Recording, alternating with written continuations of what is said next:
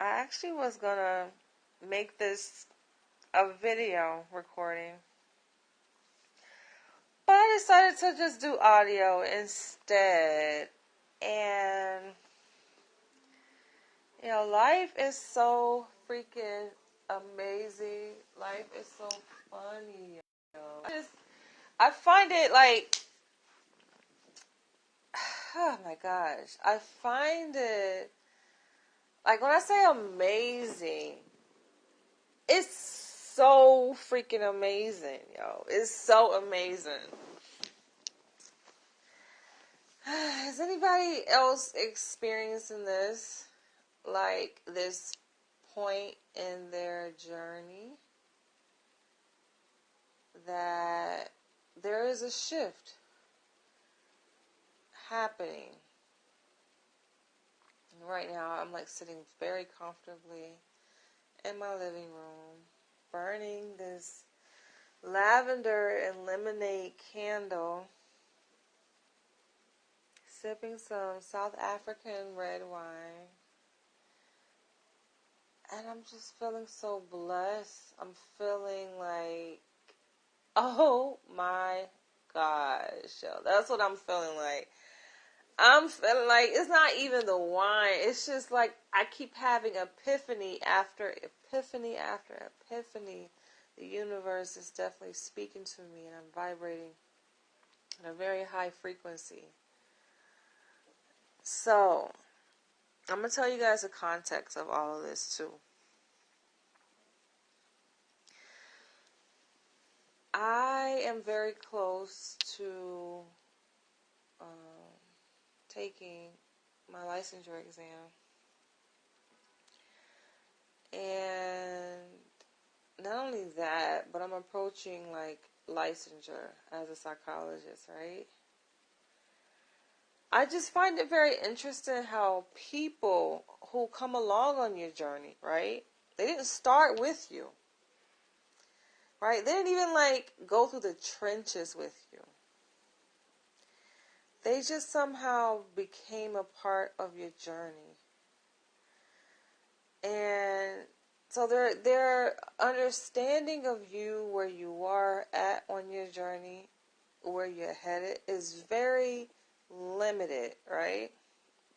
And for me, I've always been this like mystical person where I don't feel like it's necessary to boast, to brag, to like talk too much, right? About where I'm headed or what I'm doing. Like I like to allow my progress, my manifestations to speak for themselves. So I don't like find myself correcting people around me. I just give off like this little laugh, right? Little smirk. Sometimes I don't show any emotion. I just keep it inside, and I'm tickled. I'm tickled by my knowing of what's going to happen and other people's ignorance of what's about to happen.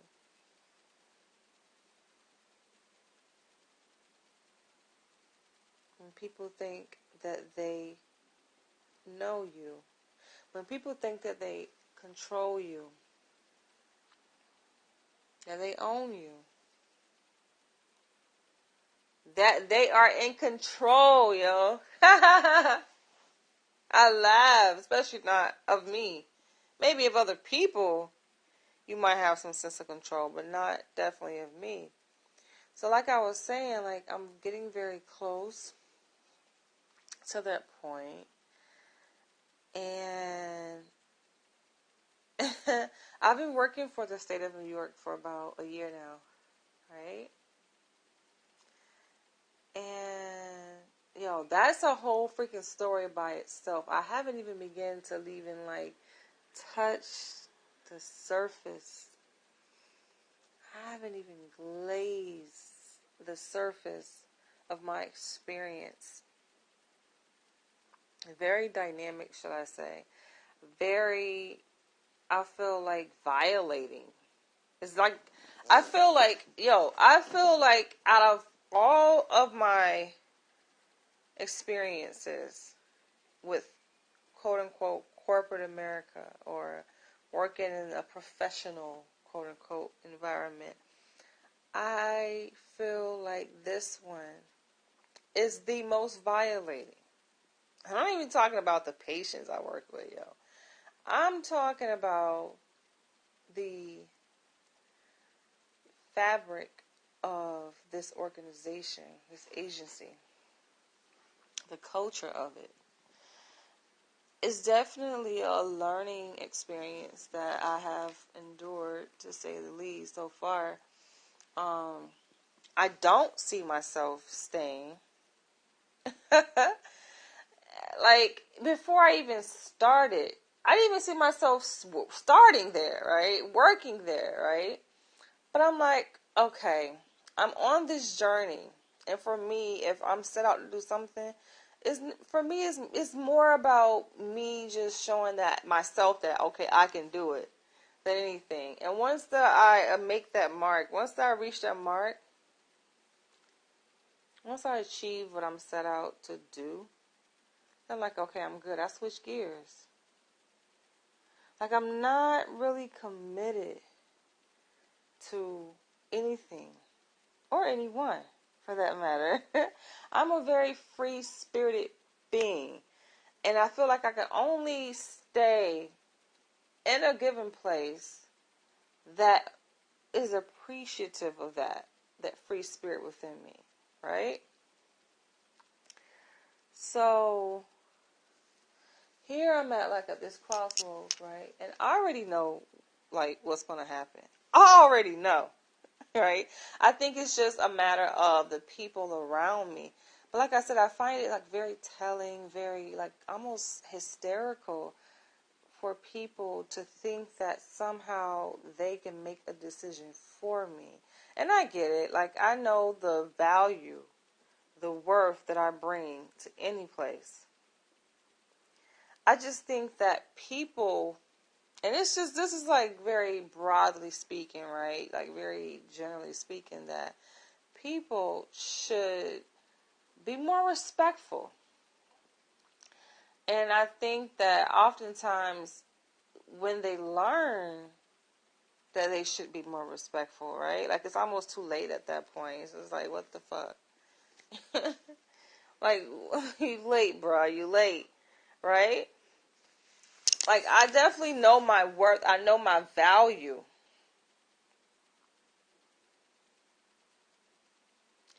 And there's nothing that gets underneath my skin more than being in a place, being amongst any kind of energy that is, number one, disrespectful and not appreciative. Like, I feel like what I'm doing now, and I'm definitely going to tell you guys like what kind of motivated me to even go live. I've been thinking about this for a little while now, and I'm going to touch more on this. It's just, it's just a matter of fucking time, my nigga. This is the thing. It's not making sense. I get it. From your perspective, you listening to this video, right? Or this audio recording. I get it. It doesn't make any sense at all, right? But I have to document this, right? I think that along the way, people have come into my life. People have, like, witnessed parts of my journey, right? In bits and pieces. And of course, it just doesn't make sense, right? But when it comes all together, it's all going to make complete sense. And so, all right. Yeah, like I already said, like I knew before I started there where I work now. It was going to be temporary. Like I knew before I started, and even like along the way, every step I took, the first day when I stepped foot on the ward, I'm like, this is not me. Because it's just clearly not me, right? Like, knowing who I am, knowing how much I value myself, and how I hold myself to a very high regard, right? So if being this person that I am, I only can sit comfortably in places that around people, obviously, that also hold themselves to a very high esteem, right? For me, it's really all about. I was watching 50 Shades of Grey, one of my favorite movies. Um, but for me, it's all about like being around like-minded people and like energy, right? And just reading the energy of the space that I enter, I'm just like, no, right? And I look at it like, okay, there's different ways to look at this situation because, yes, I can recognize that, okay, no, this was just like me testing the grounds and seeing like, no, this is not for me. But then I also can look at it like, well, maybe I can make a difference. Maybe I would be that person. But I'm like, nah. Okay? Like, I feel like my energy is so sacred and it's so valuable that I don't even want to exert my energy any more than what I need to there. I just don't. I've received so many signs telling me, like, this is not it.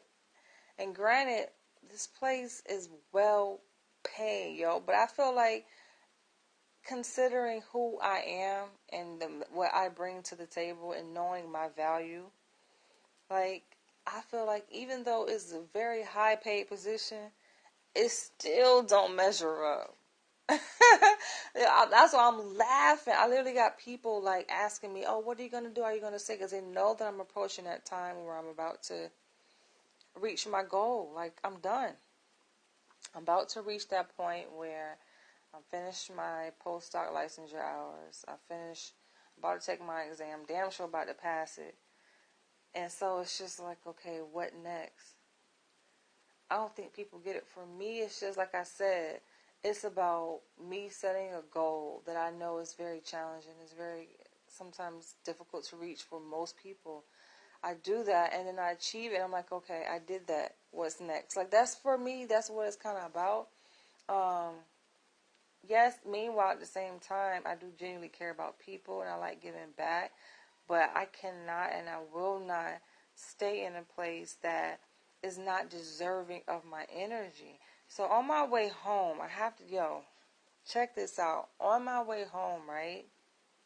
I'm on the train and there's these two women that sat down next to me. The one that sat closest to me, she thanked me.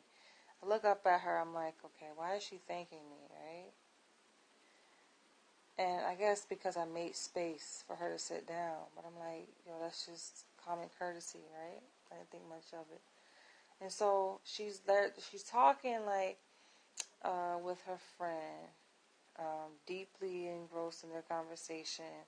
I'm in my own world as I always in my own world, right? Her friend gets off the train. She still remained, right? And this is an Asian woman. She's still there. Her friend got off at a stop.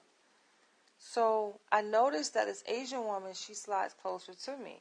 Right now, she was sitting like closer towards the door. She slides closer to me.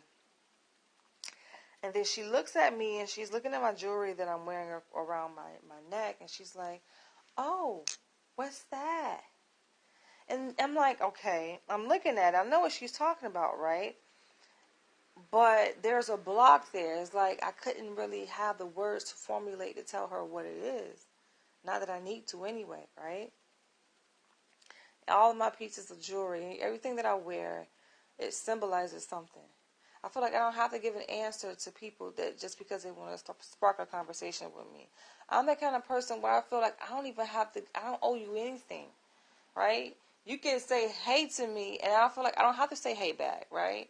People might say, oh, that's common courtesy, or that's just, no, it's up to me if I want to say anything to you, if I feel that you're deserving of my energy, right? So there was a block there, and I didn't have the words. And then she picks up my freaking jewelry, like put in it. She places it in her hand, and initially I think I had the reaction that, what the fuck, this bitch just fucking touched me without my permission. Not really touched me, but touched what I'm wearing, right? And then I'm like, but then like in the same split second, I'm like, no, hold on. I think she has something, right? You know, I just read people's energy. I'm like, it has to be something in this, right? She has something to say to me.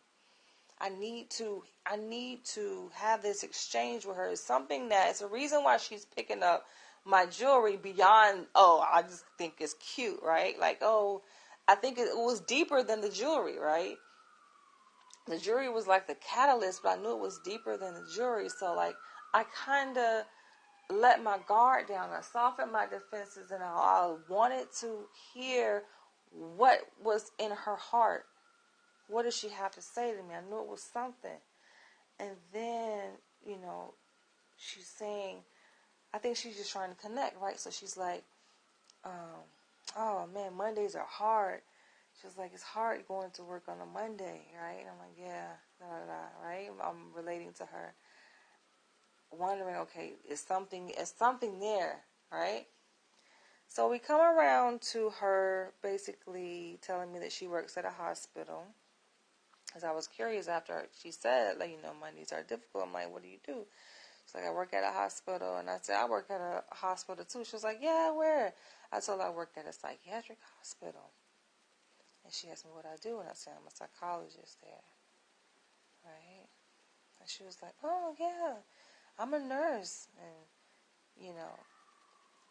she was very intrigued by, like, what I do. Right? So I'm telling her that I have, but she was asking me, you have a lot of patience. I'm like, yeah, in my mind, I have a lot of patience. My home ward that I'm assigned to, I have 25 patients, but because we're short-staffed psychologists, like I'm covering multiple wards. So I'm not just covering my ward, but I'm covering like 2 other wards, right? So she was like, I don't think that's fair that you have to cover all those wards and see other people's patients. Those aren't your patients. You should only have to see your patients. I'm like, yeah, I didn't sign up for this, okay? I did not sign up for this, right? And so she's like, yeah, that's messed up. And I asked her, I said, so do you like your job? She was like, yeah, I like it. And she's telling me that she works outpatient, all right? So I'm at a hospital. I work inpatient. Her position is outpatient. I'm like, what's your caseload like? She was like, over 100 some patients. I'm like, damn, that's a lot. And I'm telling her how many I have, and she's like laughing. I'm like, ain't no freaking way. Because she was telling me, she made a joke. She was like, you can just come over there. Because I told her, I said, I'm contemplating though. I said, I'm contemplating, even though, yes, like my job pays well. And everyone knows, like people who are familiar with New York State, right, and the salaries of working within a public sector, they know is highest paid, right? Well paid, right up underneath federal. And so she's like, yeah. Um, she's like, you can come over where I am. And I'm like, yeah, I'm contemplating. I don't know if I'm going to stay. And then she's like, yo, she spent the remainder of the conversation, the time, was up until I got to my stop at 63rd and Lexington Avenue in Manhattan. She's like, trying to convince me. She was like, oh, you should stay. And I'm very spiritual, right? So I know that this conversation is not happening just by happenstance or coincidence, right? I know that everything serves a purpose. And for her to have the courage to touch my freaking, she picked up my link. She picked up my jewelry and placed it in her hand, and she's just like fascinated by it, right? And then just for her to just feel this inclination to like speak to me. And it's not that she was looking for anything in return. It's just like she was just wanting to connect. That's it. And also, it was a reason behind her motivation to connect. And I feel like this is the word that she had to speak. I think people sometimes don't know that they are being used as an object by the universe, right? Like we're all different pieces, like a part of this big scheme of things in the universe.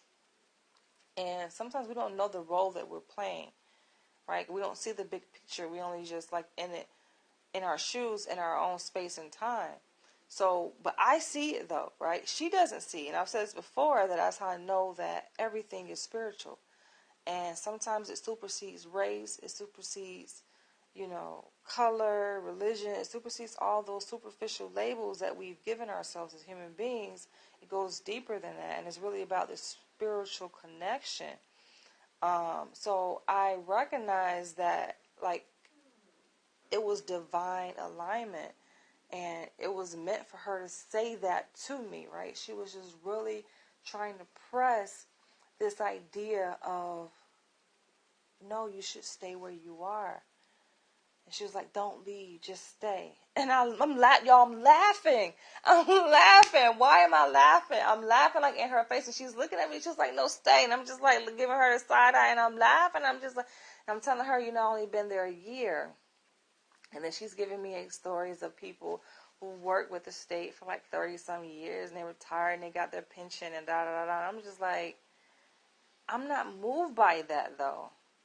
I knew that, I've always known this, right? Growing up, ever since I was younger, that I knew that there was something very unique about me.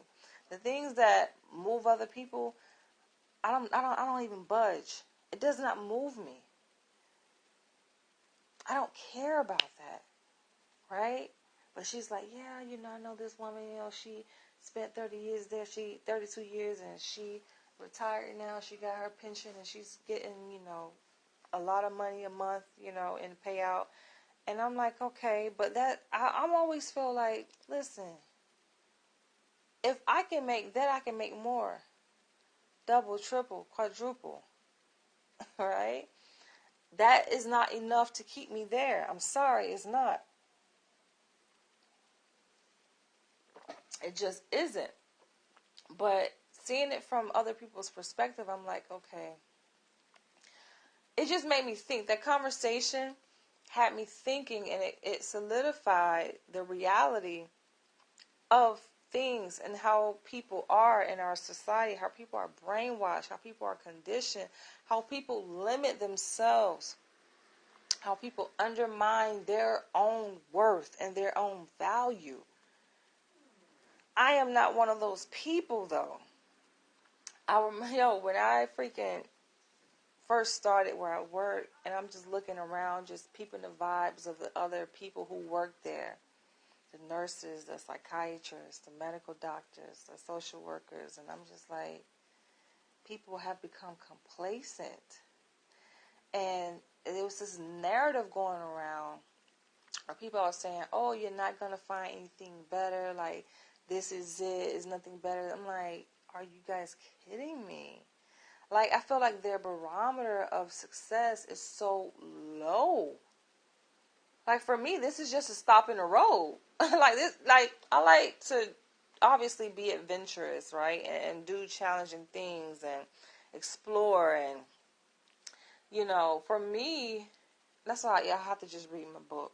That's what it is. You have to read my biography because it makes better sense to see that, I am not bound to anything or anyone, right? And just because I'm at a place and I'm planted there for a season and I'm thriving and I'm doing well, obviously, like the job, I can do it in my sleep, right? I relate to very difficult patients. We're talking about patients who are actively psychotic, who have a long-standing history, extensive history of abuse, women who have carried the diagnosis of borderline personality disorder and dissociative identity disorder. Like, I'm working with some very challenging cases, but yet and still I am shining. And I think people are like, oh, this is where you belong because you are shining. And I'm like, no, this is not. Like, this is just a stop in the road for me. Right? I've always been a high achiever. And for me, yes, I definitely, it's all about what I value. I value respect. I value people. And this should go without saying, right? But apparently that is not the status quo. And I've always felt like I am really not of this world. I look around ever since I was young, looking around and seeing how, like, people just, everybody is doing the same thing. I didn't want to do the thing that everyone else is doing. I do not fit in. This is clearly not me, right? I stuck it out for a year because, yes, I just have to achieve this one goal. once I achieve this, like, okay, I'm done, right? And I know that it's going to cause a dampening effect on the agency, the place where I work, the hospital, because they're already short-staffed. I'm like, that's not my problem. They already had that problem before I came in there, right? And on another thing, it's just like, I am free-spirited. No one can tell me what to do or try to dictate. Like, what do I gain, right? If I am beholden to your wishes and your desires and expectations, then I should have something reciprocated, right? A paycheck is not enough. It's not enough for me. It just isn't, because I know what I'm capable of. As this title of this video says, like, what is your worth? Know your worth. I definitely know mine. I've already envisioned where I'm going to be, right? And so this woman on the train, she's like, oh, you want to go in private practice? You want to work for the private sector? And she was like, I know a lot of psychologists. Well, she didn't say a lot, but she's like, I know, a few psychologists that went that route, and they're struggling, and they're not going to get the pension. It's not the same. And, like, I laughed. I say, it's all about the pension, huh? Like, it doesn't add up. For me, it's about satisfaction. And I don't care how much money I'm making within a given position. It doesn't, if I'm not happy there, if I'm not satisfied, if I feel like there's something that is disturbing my spirit in being there, I am not going to stay there. I don't see how people do it, though, for many years. Like, and she was like, oh, well, just get your money. Just focus on that. Don't worry about the politics. Don't worry, like, no. I'm all about the politics. And I feel like I'm definitely here for a bigger purpose. So, yeah. It just was confirmation. Like, that encounter, not that I'm going to follow her advice, because her advice was simply, oh, just stay there. Don't leave the state. I'm like, damn, are you working for them? Like, who sent you? Are you an agent? What the fuck? She was, like, so goddamn dead set on this. We didn't get off at the same stop, though. I got off before her, and she was like, oh, nice talking with you. Get home safe. I just find it interesting, though, because anyone know, like, I'm not an inviting person. So that's how I knew that encounter was supposed to happen. And she was being controlled and driven by something bigger than her. Right? I call it the universe, divine order. That was working through her to communicate that message to me. Because, like, I'm not an inviting person at all. Like, when I say I be in my own zone, and I have this, like, fucking resting bitch face. Like, don't fucking approach me, right? But I respect, like, because I knew that what she was saying, I respect her words, because I knew that what she was saying was coming from a very innocent, genuine, caring, compassionate place, right? Where I felt it. Like, compassion is something you can feel. I felt that she cared. I felt like, damn, like, she has good intentions, right? Her words, there was good intentions behind her. Where she didn't mean any harm to me at all. I didn't get that vibe from her at all. So, I thanked her. But I also, like, I'm laughing inside. I'm laughing outwardly too. Like, it's just, yeah, it's funny because I see it, right? People who are, like, deeply in tune with themselves, in tune with the universe, the spirit realm, like, they already know the end before it happens, right? They already know, like, where they're headed. So other people obviously don't see that, but I've been new, right? And I know, like, nah, bruh. Nah, but, everyone has their own calling, their own purpose, their position and place in life, their limitations. I like to say that people set their own limitations, right? They undermine their own value, their own self-worth, So they end up in like those kind of quote unquote dead end jobs, where that's just it, and they feel like they have to go into work every day just for a pension. Like that is not, like that goes against every aspect of who I am. Like people just don't. That goes against everything about who I am as a person. Are you kidding? Like, yo, you have to freaking read my book. Like, to know my story, to know everything I've sacrificed, and that's just not things that just, oh, okay, this just happened along the way to me. So no, these things happen because of who I am. I've always had this. They call it rebellious, right? Or this like revolutionary, like very resistant spirit, right? I have this issue everywhere I go. You're talking about corporate America, and I laugh, yo. It's hilarious to me. I definitely know how to play the card, play the role. That's all I've been doing, playing the freaking role. But I'm like, these people have freaking no idea. But yeah, it definitely comes up at times, though. My resistance, right?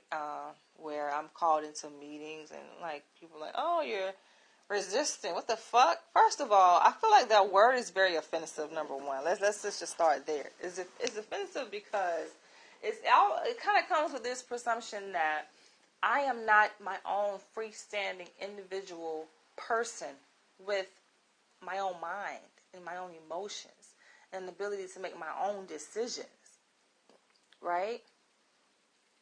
So that's how I know I would never fit in to any organization, especially one that is not aligned with my purpose in life and the path that I am on.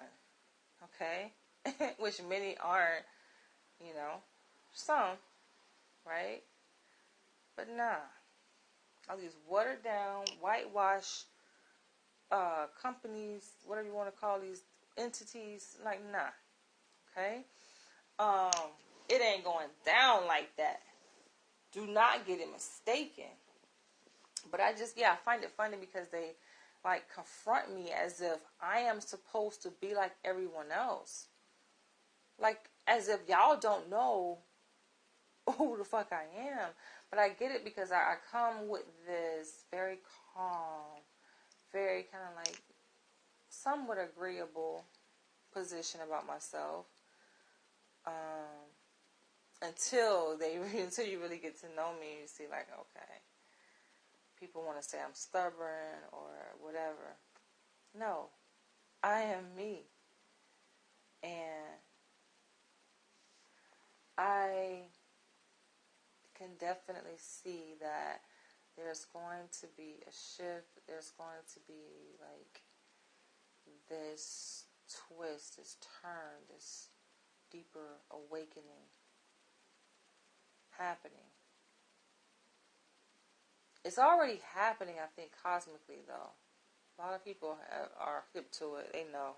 Like, if you really pay attention, you really read between the lines and what's happening. Like, it's already revealed. You see it. Like, you have the signs, like, laid out, You just have to be able to interpret them and understand, like, what's really happening in our universe, in society. And to see that when you, like, things that are happening, let's say, on in a macro sense, right? Things that happen like on a larger scale. We have many examples of that, especially in the media, when you see what's happening with Kanye and how like it's no coincidence, it's no surprise that seemingly he is being kind of put on the outcast, right? He's being like blacklisted because of his resistance, right? And it's not like he changed. I feel like people act like he's just a new person. This is who he's always been, right?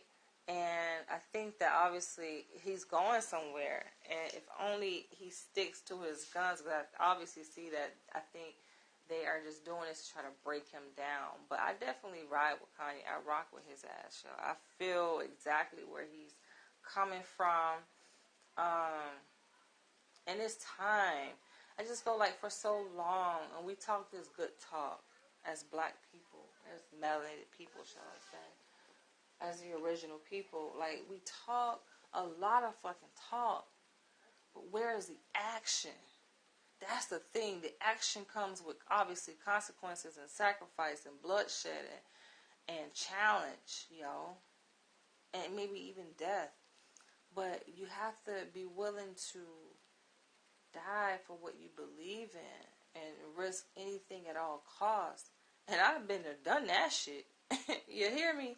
Like, listen, that's what I'm saying. Like, I really need to go ahead and stop bullshit and go ahead and release my damn autobiography. But I have told myself that I'm not going to do it until I achieve this goal, because I think that it's just the right thing to do. But once, hell yeah, it's coming, y'all. It's coming. It will make much more sense and put things into perspective. Because I think the thing is that you guys have a limited perspective in view of me and my story and what motivates me. It's very limited, right? You just kind of stumbled across maybe one of my videos, YouTube videos, Facebook, and you're like, oh, okay. But what about what I've been through before the part where you came in and met me? Y'all didn't see that part. Especially because I wasn't even on social media like that. Like, Facebook was out, and I think I joined Facebook back in 2004, 2005, like right around the time I graduated college, right? I'm very young. I was like 21, 22 years old when I joined Facebook. And when I joined, like, I was posting, but not pictures or videos or doing lives. I don't even think we had that capability at that time to go live.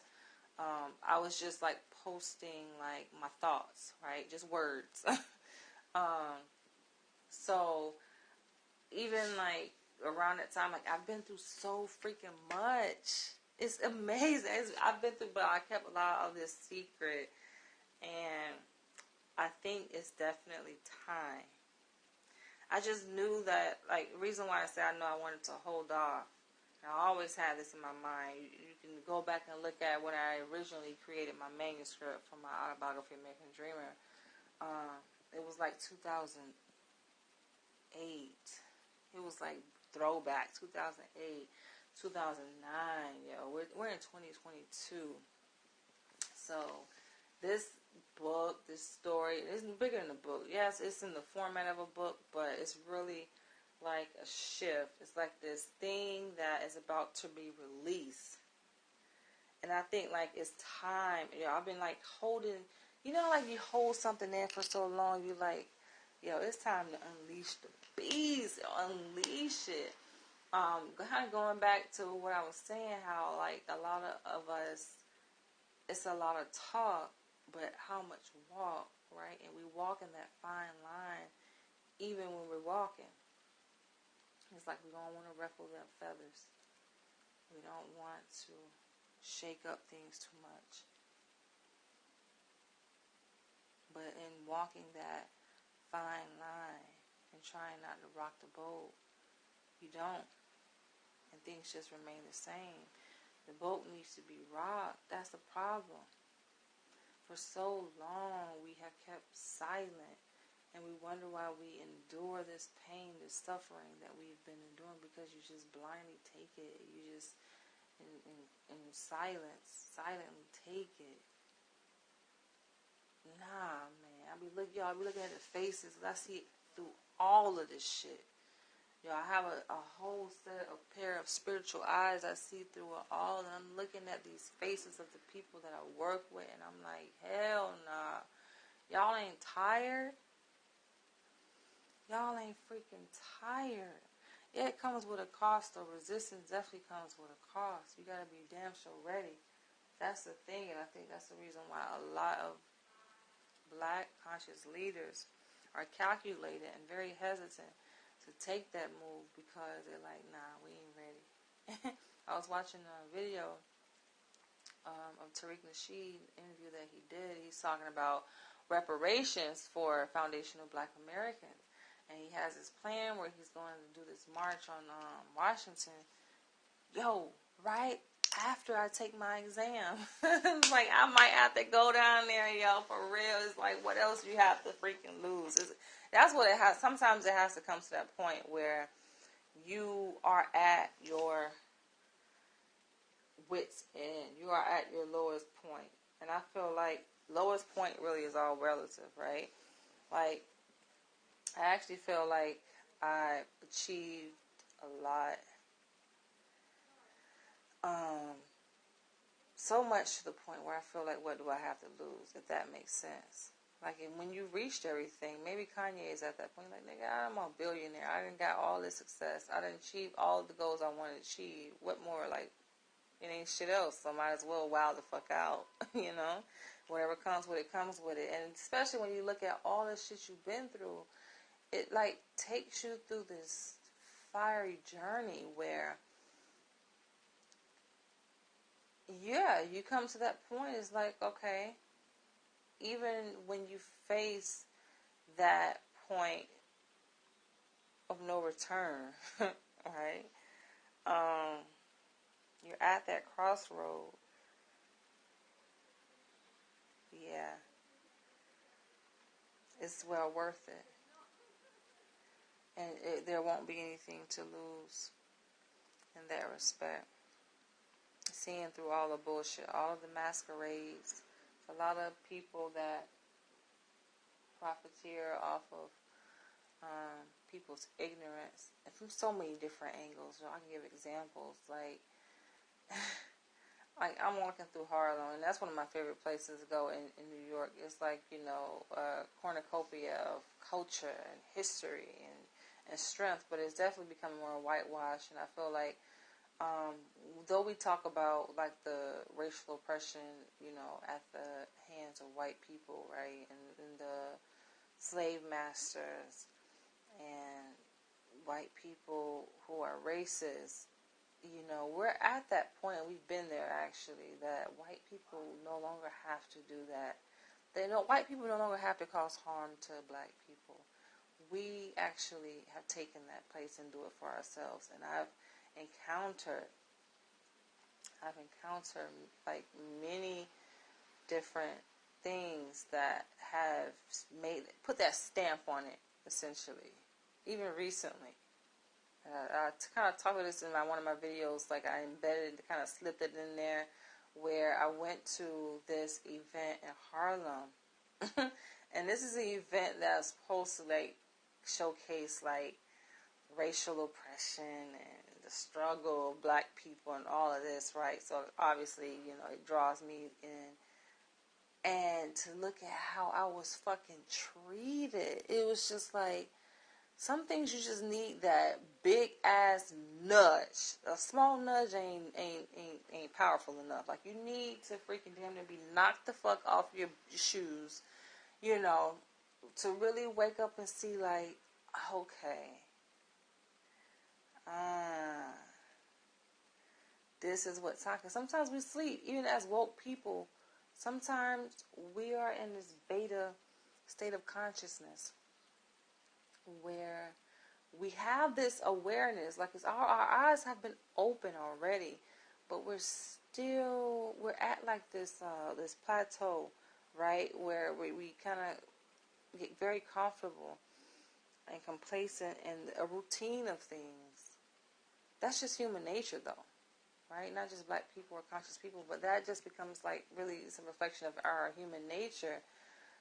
And our degree of adaptability, where, even though, yes, we're on this path of deep awakening and revolutionary action, we are constantly surrounded, obviously, by the things that we're fighting. But in being constantly surrounded by these things, you become immune to it, right? Like, you become desensitized to it. And I think at some point that happens, like periodically it happens, but then you encounter these things, these experiences that wake you up, and you're like, okay, I see.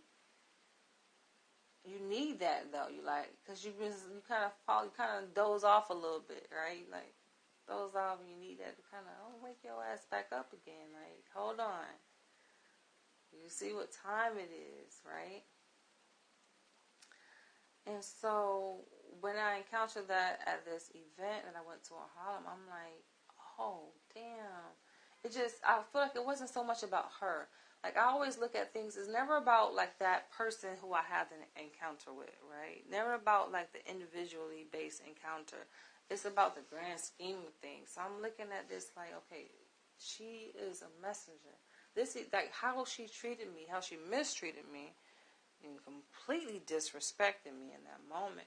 It was a reflection of how we are, as black people have become towards each other, and we've taken this place, this role of the racist white supremacists against each other.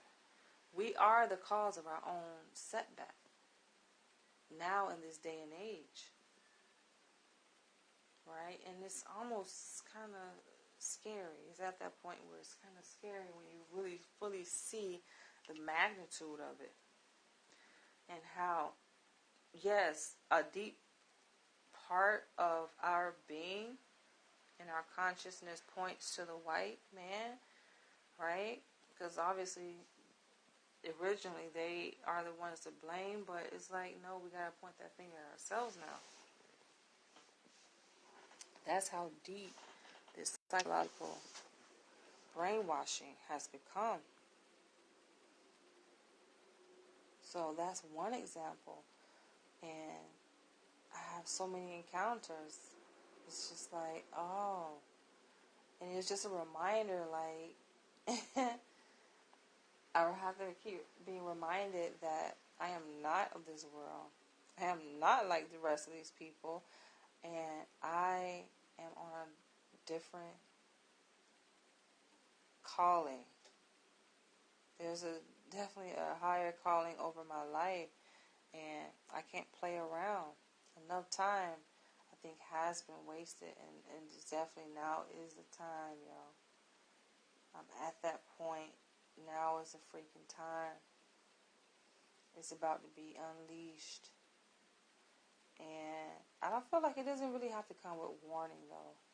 That's why I like that my following, even though, yes, I use this as a platform to get a message out, but at the same time, I like that it's very small. I like that people are so ignorant. And their brains have become so diluted with bullshit that if it's not about fucking stupid shit, then they can't see it. They don't resonate with it. Because I feel like the truth sometimes has to be hidden right there in plain sight. So my content, my videos is definitely for those people, right? And I laugh at people who say my videos are too long, or it's too this or too this. Like, it is not for you. I put certain messages in my videos for only the awakened people will grasp it. While other people are vibrating very low, they're not going to see it. Yo, it's so much, I'm telling you, it's that time, yo. I'm telling you, it's that time. I'm like, oh shit. It's like, it's lit right now. Everything is just falling in divine order. And I'm constantly being reminded, like, what Danielle, what are you doing? This is not for you. You are not of this world. So don't get too comfortable. And I've never gotten too comfortable. And it kind of confuses, like, people in my circle or people who have become friends with me. They're like, what the hell? Because I'm not bound to any specific location or person or thing. Just not. I'm a free-flowing spirit, and I think that is the best way to be, and knowing who I am. So it's definitely difficult, I think, for a lot of people, because they're like, what the fuck? You're leaving? You goddamn right. Why would I? There's nothing, no reason. I'm surprised I stayed that long. Only reason, like I said, going back to like when I start something, I like to finish it, right? So it's finished. It's finished pretty much. Now it's just like, what's next? What's next is shit about to be turned the fuck up. Shit about to get real lit. And I feel like we have to move smart, though, and very strategic. Because I know that a lot of us have that energy in us, that burning, fiery energy, that transformative and revolutionary energy. And sometimes we get loose with it and ignorant with it and miscalculate it. That's definitely not the right way to go. But hell yeah, it's fucking time. I'm just like, oh shit. We talk about manifestation. I'm just like, these people have no idea. But yes, I laugh because I look at the people who think they have power, and the only power they have is the power that they think they have, the power that you have given them. And I'm talking about people who I'm surrounded by, who I'll let be a part of my journey. Right? They have no fucking idea how these tables are about to turn. Shit is fucking fun to me though, because I'm glad that nobody watches. Like, I feel like that's the funny thing about my shit, because it's like I'm putting it out there, which serves a purpose, because I need to do that, to put it out there in the universe. But not too many people, if anybody, hears it or sees it. That's the funny part about that shit. It's just like doing something in plain sight, where you know you're doing something right, but nobody sees it, but it's right there. It's like, it don't even need to be hidden, but it's hidden. I find it funny, because as these things are being unfolded and are happening, being spoken right there in plain sight, I'm around these people, right? And they're like so blindsided to it. That's the funny part about it. They're so freaking blindsided to it. But that encounter definitely was a nudge for me, a big nudge on my way back home. And I'm just like, it was just a reminder, another reminder, like, yo, people are freaking robots.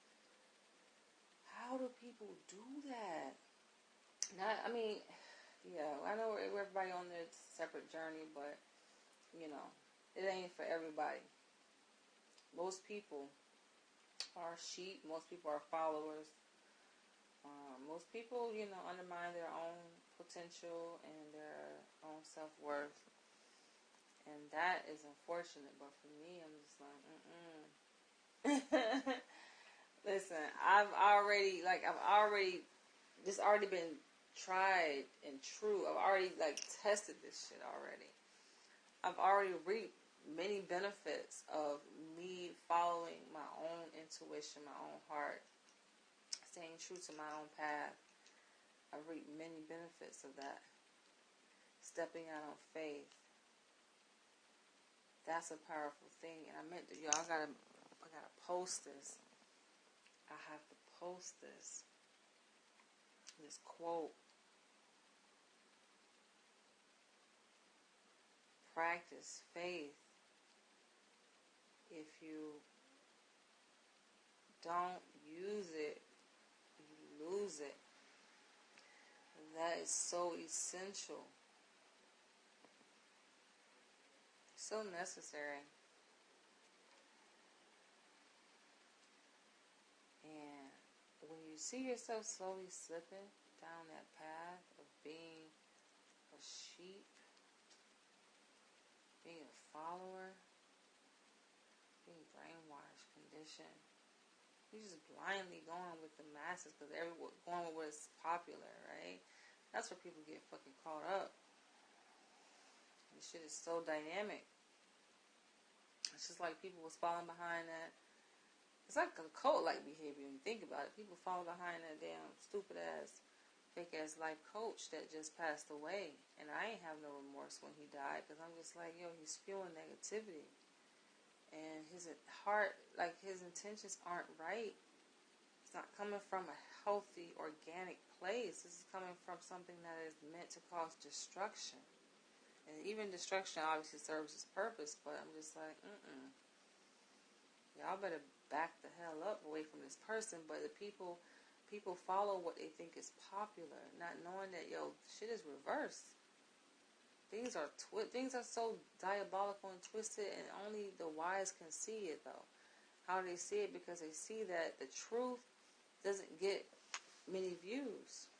When you start speaking the truth, and there have been people who had a major platform, but then they kind of tapped into that consciousness and that deeper awakening, being more aligned with the universe and nature, and tapping in, they start speaking that truth, yo.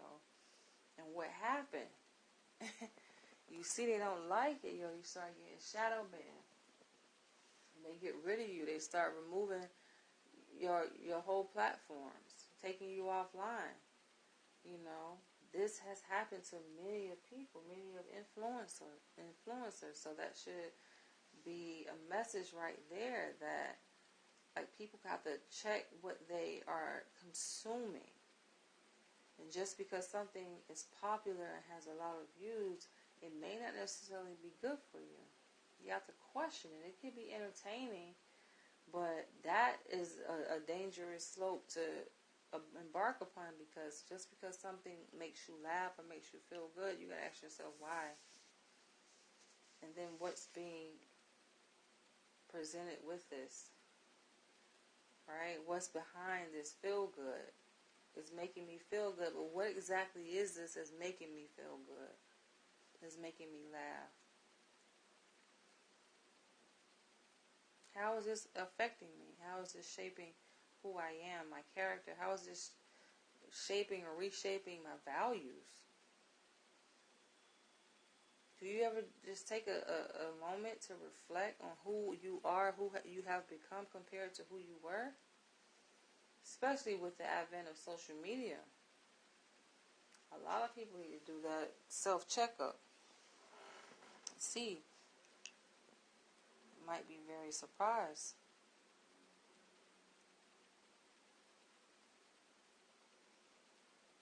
Yeah, it's time. It's time, yo. It's time. It's funny. I think, like, it's crazy, though, because people have, like, this false sense of truth, of power. And just like that meme says, all black people have to do is stand the fuck up and game is over, yo. But when you have been in a retarded state for so long, that's what you become. That's what you become accustomed to. You get used to. Anything outside of that becomes foreign. Seems to be abnormal.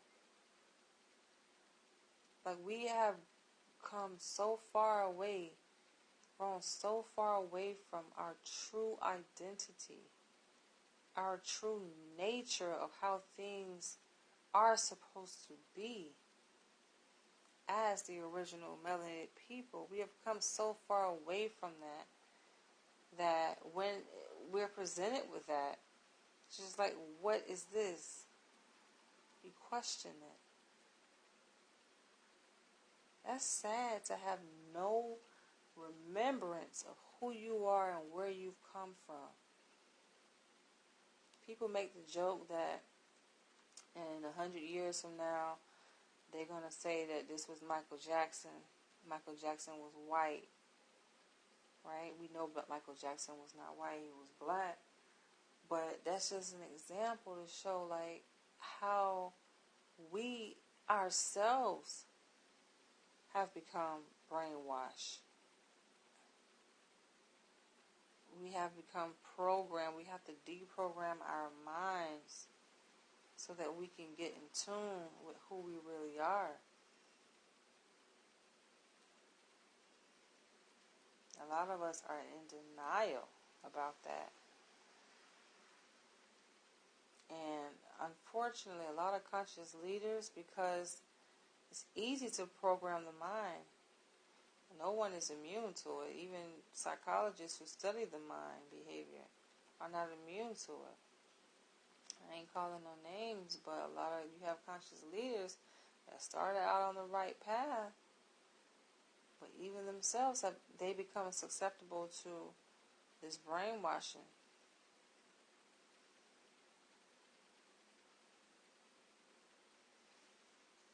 And it happens so slow, like right before your eyes, through social media. Several years ago, I started writing a book on the power of Facebook, and I had a whole chapter on just the like button itself. Like button, it's the psychology of it. And how, let's think, it's so dynamic. Just think about how something as simple as a button, a like, at that time, they didn't have the different reactions. Right, before those had multiple reactions, it was just a like button, the blue thumbs up button. But it held so much power, though. People expected that. People sought validation through the like button from other people. Especially people who have many voids that have not been filled or will never be filled. Seeking so much validation.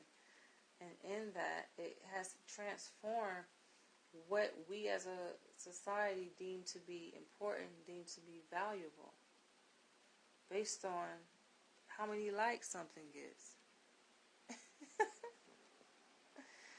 Like, I saw this video to show, it's sad when we look at TikTok, how the content of TikTok that is perpetuated here and promoted here in America is much different. Much dialectically different than the TikTok in other countries. I think they were saying China or what other country way over there, right? It's so much different. They promote education, academia through TikTok. That's what get the most views over there. But in America, what get the most views on TikTok? Some bullshit. In that, though, is reprogramming the mind. Is deconstructing and reconstructing our minds. People want to talk about the metaverse.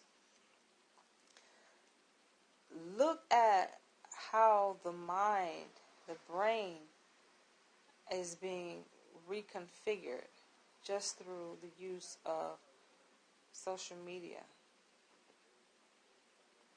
There needs to be a whole study on that. I need to do it. Seriously.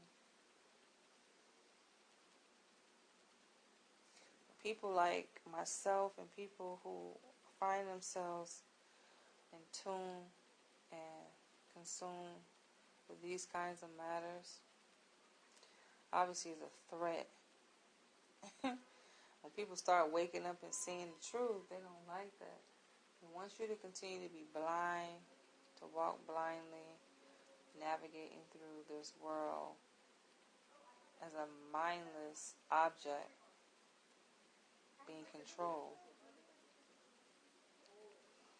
which 99.9% of the population, that's the way they are.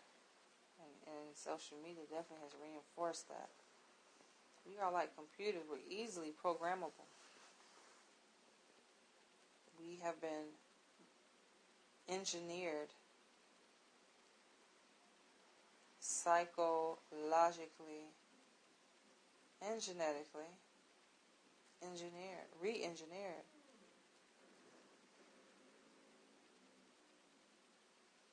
Just look at what's happening. Look at, people ask the question, why is still dating so hard?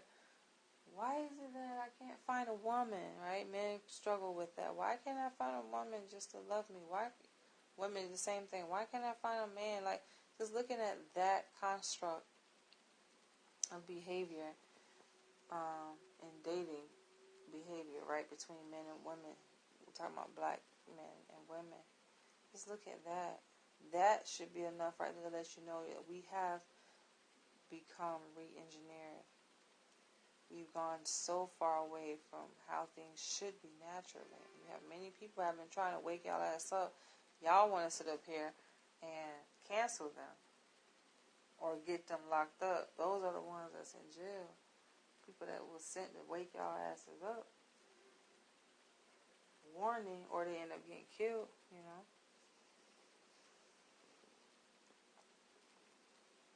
I think I've said enough. I just think life is amazing, y'all.